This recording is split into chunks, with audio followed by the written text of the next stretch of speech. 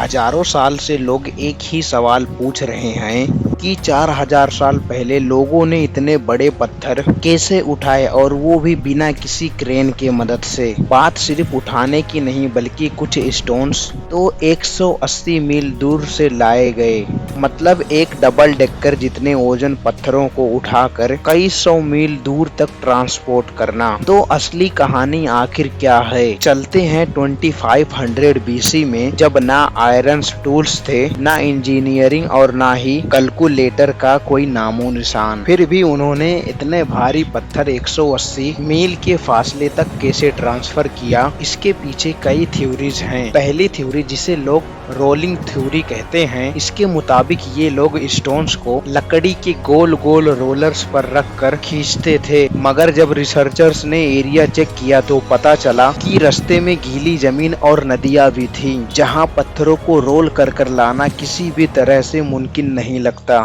फिर आई दूसरी थ्योरी। 2016 में नीदरलैंड में एक एक्सपेरिमेंट ने जाहिर किया कि रेत पर पानी डालने से फ्रिक्शन काफी हद तक कम हो जाती है, तकरीबन 50% तक। इसका मतलब था कि भारी सामान खींचने के लिए कम लोगों की जरूरत पड़ती थी, यानी जिस चीज को हमने 2016 में जाना, क्या ये लोग इस ट्रिक को पहले ही जान चुके थे? एक और अजीब थ्योरी ये है कि स्टोनहेंज साउंड की मदद से बनाया गया था। जी हाँ, साउंड वेव्स। इस थ्योरी को एक्यूस्टिक लेविटेशन कहते हैं, जिसमें साउंड फ्रीक्वेंसी ग्रेविटी को कम करके पत्थरों को उठाने में मदद करती थी।